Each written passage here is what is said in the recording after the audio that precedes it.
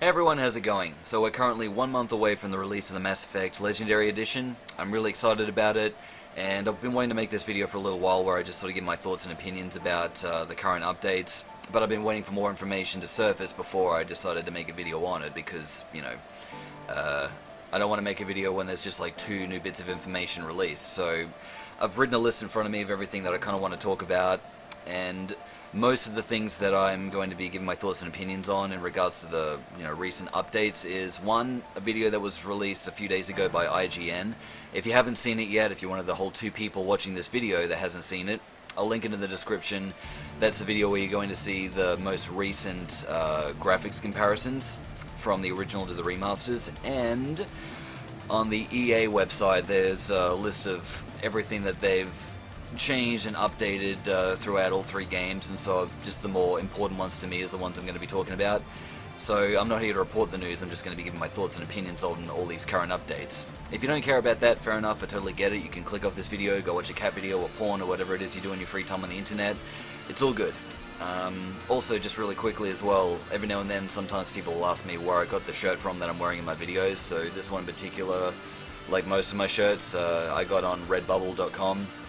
And there's a lot of other variants and designs too from the front cover of the Mass Effect Legendary Edition, but I wanted one that didn't say Legendary Edition. I wanted one that just said Mass Effect to sort of represent the franchise more so than specifically the remastered version, and yeah, I really am happy with this one, so get your shirt today.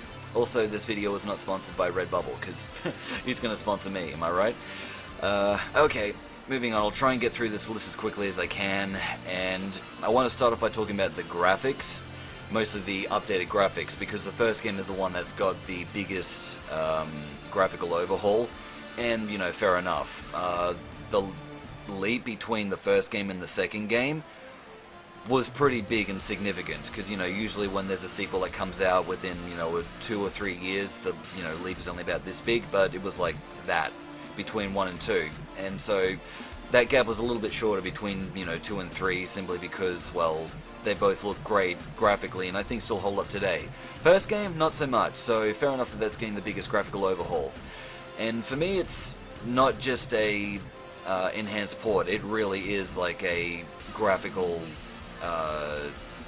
what's it call it, where they actually go in and actually change the tone of color. They'll actually change a lot of the shapes of certain things. They'll change the different patterns.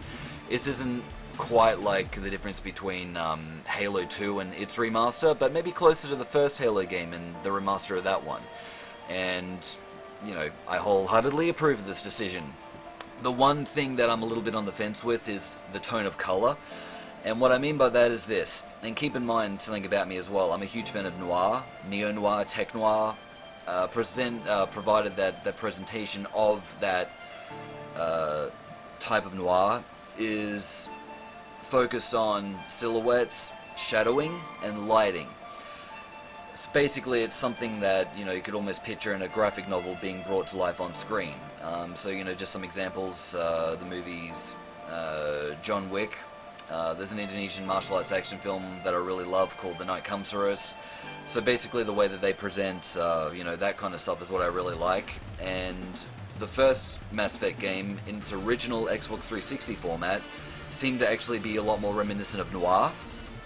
Just because of, the way that looks with the, like I said, with the shadowing and the lighting and everything. And the remastered version seems to lack that. And again, I know that this is a biased thing, but I wouldn't be giving an honest opinion unless I brought that up. So the remastered version does look really great. But like I said, it does seem to lack that noir style, and that was one of my favorite aspects of the first game in its original format. But aside from that, I still think what they've done with the remastered for the first entry seems really, really awesome. The one other thing that I'm still a little bit on the fence with, though, and this is something that a lot of people have mentioned, and that's with the first level, Eden Prime, where there was this awesome looking blood red sky because of the cataclysmic fucked up event that was going on there where the Reapers were invading. And it seems as though that there's less of that now, just from all the footage and screenshots that we've seen, which is a little bit, disappointing, because I really kind of liked that. It gave this more gritty, dark and atmospheric vibe to it, and yeah, the remastered version doesn't seem to have that. It's got a bit more of a, less cloudy sky, and it's a bit brighter. and I guess they wanted it to fit more in line to the, you know, the lore of the lore as in, you know, LORE of how it looked in Eden Prime in Mass Effect 3. You know, in the if you played the DLC, which should have been included as the base game content, but wasn't, so fuck whoever it was that made that decision. But I digress. Point is, I still think it looks pretty good, just like on its own merits. Everything about the remaster of the first game looks great on its own merits. There are just some things that I think, you know, vibe-wise, that you got from the graphical presentation of the first game in its original format looked a little bit better, and the first level was one of them. Keep in mind the screenshots that I've seen seems to be showcasing, the screenshots and footage I've seen of the remaster seems to be the later stages of that level, so maybe the earlier stages it'll be, you know, more blood red sky, and as you progress the skies open up a little bit. Maybe, I don't know, but like I said, we'll find out when the games actually get released. The other thing I want to talk about in regards to the graphics is, and this is something that a lot of people have brought up as well, and that is the lens flares. And this isn't just something that you can sort of subtly notice like the lens flares in the original formats of the 3 games. No, this is like some J.J. Abrams featuring Michael Bay approved lens flare. And here's what I gotta say about it. Even though it does look much more obnoxious, the screenshots and the footage that I've seen with that extra lens flare, I'm Mike Tyson, with the extra lens flare, is only in cutscenes. So the one where we saw the picture of Thane, the other one with Garrus, and then, you know, I think that the other one was where Shepard's towards the end of the level of Eden Prime in Mass Effect 1, where he's staring at a Reaper in the distance. There's a bit of a lens flare there as well. That's all cutscene footage, and I don't think it's going to bother me that much if it is, you know, still that bright in just the cutscenes. It's really where I'm actually going to be playing the game and walking around, and more importantly, the combat segment. So if there's a lot of lens flare that's, you know, sort of blinding me, even though, you know, yeah, I know, it's like blinding the character more so than, like, my actual retinas in real life, but, you know, you get what I'm saying. So that's something that actually might piss me off if it's blurring out some of the other characters, and, yeah. I could do without that, so maybe there'll be an option to tone the lens flare down. I doubt it, but it's mostly wishful thinking on my behalf. But I suppose I would need to actually play the game and get hands-on experience before I can make a proper, definitive opinion on how I feel about the lens flare in the game, because, you know, it's one thing to actually see it, but there are certain things that you do notice when you're watching someone else playing a game that you don't actually notice when you're playing the game. And so this may be one of those instances, but like I said, we'll need to wait till the game gets released. 1 more month, oh my god, I want it now. That's what she said? As speaking of things that kind of piss me off in games, lens flare is one of them. The worst offender of that in video games, by the way, was Syndicate, the one made by Starbreeze that came out 2014, I think it was, or somewhere close to there. You couldn't even switch that shit off. That was fucked. But another thing that really annoys me is motion blur. Apparently this game's going to have it. I really hope, like most modern games, you can switch it off, because I get some people love motion blur for whatever reason, but I really hate it. And it also makes me feel a little bit dizzy as well. So any chance I get to switch it off, I do. And it sucks that there's some games out there that I want to be able to enjoy, but you can't switch the motion blur off, like Fear 2. Other aspects about the first game that I'm really happy about is the elevator rides and the fact that they're going to be much faster now, which I predicted should be the case, because, come on, Mass Effect 1 was 2007, we're, what, like 14 years ahead now? And there was no reason why they couldn't have made them faster. And one of my first thoughts as well when it came to the elevator rides, I was like, cool, well, what I would do if I was the developer there was to keep the conversations that the characters have, and then the moment the conversation's finished, the elevator ride is over. So basically, you know, have the elevator ride only as long as the conversations go for. And additionally to that, have, you know, a skip button if you don't want to listen to it. What do you know? They actually did that and added that. And I'm like, sweet. You know, it's not because I'm a genius. A lot of people would have come to that same conclusion. My point is that as a fan that wanted something in the game or was hoping for it, it's really nice when that actually does happen. So thank you, BioWare, for that. The Mako is getting a makeover. You suck! I'll show myself out. Okay, but in all seriousness though, that was a buggy fucking piece of shit to try and drive and operate, and so I'm really glad that they have changed the coding for it to make it more heavy and, you know, give it more weight. They've also fixed the aiming, because I remember if I was on the high ground and then aiming down at something, my shots just wouldn't hit it. Like, I just couldn't hit a fucking thing. So, could you just imagine though, like if Obi-Wan was in this fucking Mako on the high ground and be like, "It's over everyone, I've got the high ground." And they're like, "Not with that shitty ass fucking turret, you're not gonna hit us."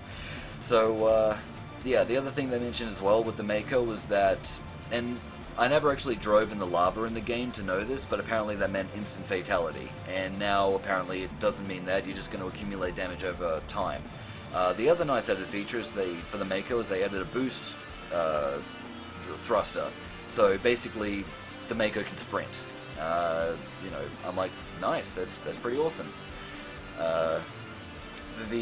And this is mentioned in the video by IGN, you should go check it out. I like the fact now that they've actually removed some of the walls that are now unnecessary, because the wall was there to, you know, like say here's the room, you enter here, this is the end of the room, the very middle of it there was a wall, so as you're walking towards it, you had to walk around the wall of course, but as you're walking towards it, what's it called, like items and everything behind there were rendering, and so they would basically kind of like spawn, so the wall was put there for you to not be able to see that.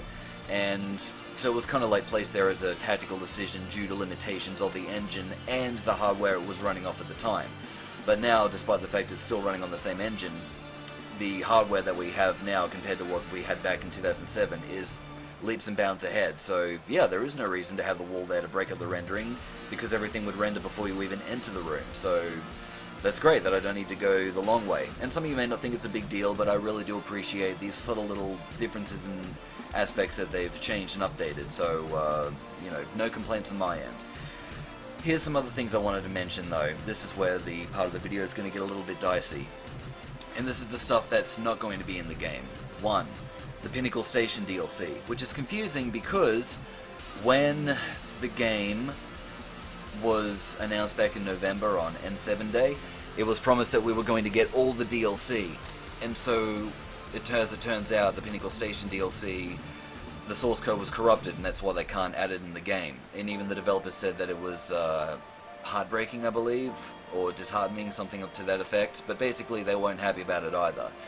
So either one or two things would have been the case back then when they promised all DLC, which now they changed it to over 40 DLC, but either they were overconfident in their ability to be able to add that into the remastered game, or they were lying.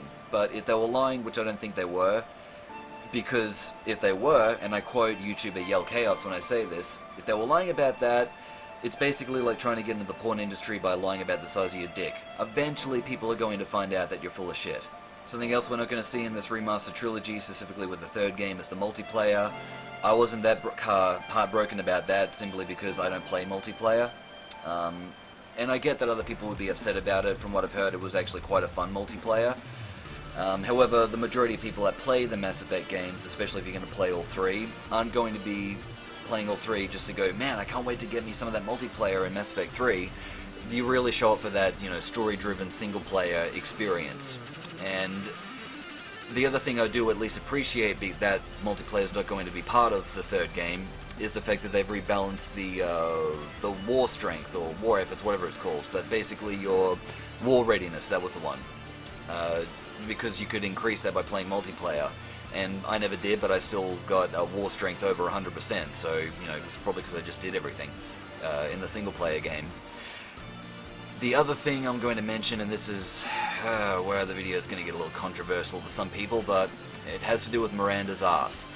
I think a lot of people were making way too big of a deal over that, because me as a story writer, I'm an amateur story writer, but I've been, you know, writing stories for something like over 15 years, and so even though I'm not this, you know, big name or accomplished writer or published writer or anything like that, I still have been doing it long enough to understand, you know, the concepts and principles of what story writing entails. And something that I favor when it comes to adding content, I like to base it around the context, and in this regard the context of the story. And I'll start with one particular change that they did outside of Miranda's ass, and that's one with FemShep. I believe it was in the first game. If she's wearing a dress, her legs are a bit parted, and some people can look at the skirt. There was an oversight, so they heightened the camera angle to, fix that, and fair enough. Miranda's butt wasn't a oversight, it was purposely meant to be, in your face, so that, they were basically wanted to show, at least on a visual and physical regards, that Miranda's character was perfect, because she was genetically engineered to be perfect, maybe not in personality but in looks, and so the thing is, there is a time and place and pacing for all this kind of stuff when it comes to story, and so I didn't actually mind that they're changing some of the camera angles, because when Miranda's talking about her sister, I didn't really feel like that was the best time of the story to have her ass just right on screen. And, I know a lot of pervy guys out there would be cut over this because they can't whack off to her ass anymore, but anyway. To all of you guys who I presume have never had their cocks inside the pussy of a real woman before, there's this thing called Rule 34, and there's a lot of Mass Effect context around this, apparently. But anyway, my point is that I'm not really that upset over the fact that we're not going to see as much of Miranda's ass on screen, so the story is still going to be, the same, and, the character model's still going to look the same. I don't really see any reason to get, pissed off over this, and a lot of other YouTubers were trying to make a big deal saying that, the developers were only doing this because of feminist reasons or to defeat the male gaze and whatnot, even though I read the same article that they all got their information from, which said nothing about that. And the thing is, though, is that you can never please feminazis anyway, because, you show Miranda's ass, oh, you're exploiting women. You don't show Miranda's ass, you're taking away their female empowerment, so, fuck those cunts. With all that being said, however, BioWare, when it comes to this Mass Effect franchise, specifically with the first 3 games, the ones that matter, fuck Andromeda, you did originally promise us all DLC, now we're not getting Pinnacle Station. Granted, if one of the DLCs had to go outside of like weapon packs and cosmetic packs, it should probably be Pinnacle Station. It wasn't, all that great. However, it's not going to be in the game. You said it was originally, now it's not. You left out multiplayer. I wouldn't be pushing your luck if other fans of the game are okay with Miranda's ass still being on screen, and I could take it or leave it. I'm just not that overly upset about the fact that I'm not going to see it as often. But anyway, still really looking forward to playing the first game, especially since I never played all of the side quests. I just basically did a couple here and there, mostly getting Rex's armor, and I think, what was it, the girl? Basically, I forgot the fucking name of the Asari character. It's the one that Thane kills in Mass Effect 2 when you first meet him, and the mission that she gives you to go and kill a bunch of mercs or something like that, and it turns out one of them was her sister and blah blah blah. So, I did that one. But it was the fact that the mechanics of the first game were so rigid and clunky that I wasn't having fun playing a lot of the content. I was really intrigued in the game because of the characters and the story. That's what kept me from start to finish. So now, because the first game looks a lot better, and from what I also understand, they've vastly improved the mechanics, I'll probably will try to play as much of the game and all the side quests as I can. So, in a way, this, if the people say, if I haven't seen it, it's new to me. Well, if I haven't played any of those particular side quests or other DLC that we're still going to be getting, like I said, it'll be a new experience for me. I'm also wondering if the Pinnacle Station DLC source code got corrupted because it wasn't made by BioWare. A lot of people don't know that. BioWare didn't develop that DLC, a separate company did. Forgot the name of the company. If you want to know, look it up on Google, but yeah, it's still just a little bit weird that the source code got corrupted by such a reputable company. Like, you think they'd have backups and whatnot, but, here we are. Apparently in Mass Effect 2 there was more ammo that's going to be dropped. Okay, that's fair enough. I felt like I already had sufficient ammo in the first game. I'm not saying I never ran out of ammo, I'm just saying I actually kind of like the fact that it forced me to be a little bit smarter with how I was going to approach combat, in the sense, like, do I get my other team members to, what abilities do I get them to use on the current threat, or, what weapon do I switch to? Do I switch to a shotgun and take out the enemies that are closer to me, or do I switch to my sniper rifle and take out the enemies at the further distance? And, I kind of like that problem solving in games.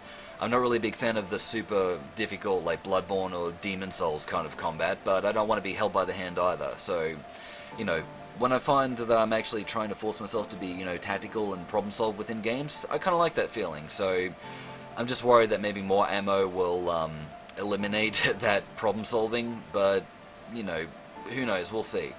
Let's see. As for the default femshep that was introduced in Part 3, I didn't actually like that image. It didn't really seem like the image of someone that was, you know, the leading star of the game. For me, she seemed more like it was more of the image of an NPC. I really liked the look of the default femshep in the first game because she was a bit more square jaw, and square jawed women to me actually look a bit tougher. And, you know, I just found her to be a bit more believable as a character that could actually do all the stuff that she was doing in the game, more so than the one that was introduced in Part 3. So, but the fact now she actually looks a little bit different in the remastered version, and you can play as her from the first game as well, and across, you know, all three of them, so that's pretty neat. Which I know I'm considering doing that because the way the default femshep looks now, I think looks a lot better than the one we got in the original version of Mass Effect 3. Tully's face apparently is still not going to be shown or changed or whatever, but, you know, and I mentioned this in another video, but I'll mention it again because it's pertinent, and that's the fact that a lot of people complain that when you see Tully's face in a photo that was left beside Shepard's bed, it was just photoshopped off of a model that was, you know, online. I think there was some deal with the picture where if you had a membership to something or you paid a certain fee, then you could, you know, use it in whatever project you wanted, and that's what BioWare did. The thing, though, is that a lot of the main characters in the game are actually based on the likeness of an already existing model in real life, such as the character Jack, obviously Miranda, but Ashley, Kaidan, Arya is modeled after Carrie-Anne Moss, because, you know, she was the voice actress as well. Morden was based after Clint Eastwood in his older years. Samara, you know, is also based on a real-life model. You know, the list can go on. Even though they never stated who Garrus was based off of, I guess we're all meant to believe that he wasn't based on the likeness of anyone. I'm very much still convinced that he was based on the likeness of Kiefer Sutherland.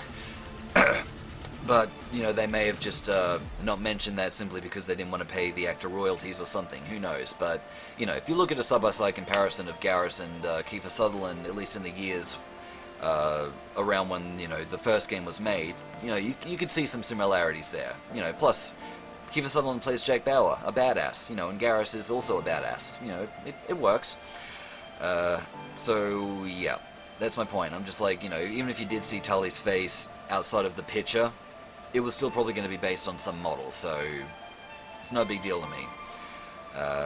And, you know, my closing thoughts on this is with the closing thoughts of the franchise, and that was the ending. The ending's still not changed, and, you know, I know I've said before I didn't quite mind the ending, but it did suck balls compared to the original ending that was leaked online, and so they had to change it and give us the stupid because AI reason. And, you know, if you remember in Part 2, the mission that Tali was on would then involve dark matter and everything, and how some planets are getting pulled out of line. That was meant to tie into the ending. If you want to go look that up, that's what Google's for. I don't have time to explain it, but the original ending was way better. And even if we didn't have multiple choice endings, if it was just that one that still stuck with the dark matter ending, I could have accepted that because at least the ending explained why the Reapers were there. And in my mind, with the ending that's technically canon, I still tell myself that Shepard was lied to, because I can't bring myself to accept the fact that that's, you know, the ending we got when you compare it to the other dark matter ending. So yeah, ending not changed, but I'm hardly surprised. Anyway, I really hope this trilogy sells well, but based on all the merch that's currently surrounding it, all the people that have been, you know, pre-ordering it, I'm highly predicting it's going to do well, because it's so rare that you'll ever see this much merch being sold alongside a remastered game. You know, BioWare's remastered trilogy didn't have that. You know, the Darksiders games didn't really get advertised all that much. You know, when Darksiders 1 and 2 got remastered, I found out about it just by seeing it on the shelf at EB Games, which is what we call GameStop here in Australia for any of you Yanks watching this. And I'm like, really? This got remastered? Okay. You know, there's still people out there that don't know that Turok 1 and 2 have been remastered. And so the fact that this game has gotten a lot of attention by a lot of people and a lot of merch being sold alongside it, you can even get a Blasto plushie, which is awesome just due to the sheer randomness of that. But, you know, even in Best Buy in America, if you pre-order the game, there's a sexy as fuck steelbook you can get with it that, at least as I film this, you can't get in Australia. So when the game gets released, I may have to order that on eBay, assuming someone doesn't be a cunt when it comes to the fucking price of it, because I can justify spending maybe no more than 60 Australian dollars for it, but any more than that, you can fuck off. So I really wish that we actually had that steelbook to pre-order here, because I'm a collector of steelbooks. I love them. So, you know, it's a bit shitty that, yeah, Australia, like most things gaming related, has to miss out on that. But, hey, I'm really happy for anyone in America or Canada that's able to pre-order that from Best Buy and get the steelbook, because it looks really good. It looks better than the one that you can get with the Mass Effect Cache, I think it was called, that's on the BioWare site. On top of that, like the spine, like the writing's meant to be like, you know, this way when you put it into the shelf, and it's like upside down, like the opposite way around. So that would really fuck with my OCD. I don't have like clinically diagnosed OCD. I've got PTSD and other stuff, and you know, a tacked on aspect of that is a slight case of OCD traits. But anyway, it's not the point. But anyway, my point is that yeah, really looking forward to this. You know, even if I miss out on a steelbook, well, the fact that I've been desperately wanting a remaster of this trilogy for the longest time, and now we're finally getting it, is awesome. Because on this very channel I put a video out there years ago where I said, well, we probably won't ever get a Mass Effect trilogy remaster, as well as a remaster of the Crysis trilogy and Dead Space. I also believe I did mention, if I didn't, well, I at least was thinking it, that I hope I'm wrong, because I did want remasters of all those, but at the time EA said, you know, we don't have teams lying around to remaster games. We're all about the future of games, not going back and redoing any of them, which was a really shitty decision considering so many fans wanted these games remastered, and I would have been happy with just, you know, an enhanced port of all these three games. You know, if they just gave a more stable frame rate and just, you know, upscaled the graphics, I still would have been okay with that. So the fact that BioWare has done a lot more with these three games is something I'm, you know, extremely happy about. And, you know, yeah, I know BioWare have made a lot of shitty, stupid decisions in the past, and I'll call them out for that. But when they're making good choices like this, I think that's also really good. And anyway, regardless of what anyone else's opinion is of this upcoming, you know, remastered trilogy, I'm very excited for it. I can't wait to play it. You know, I'm going to rush out early in the morning and, you know, buy it, because I'll have to install it, and you never know. There may be a patch update for it, hopefully it's not too big, but, you know, recent reports have also stated that the game has gone gold, which means that it's completed to the extent where you can press it to a disc. You know, I just hope that actually means something worthwhile, because it meant fuck all with Cyberpunk. That was early access with Cyberpunk. That wasn't just, oh my god, no.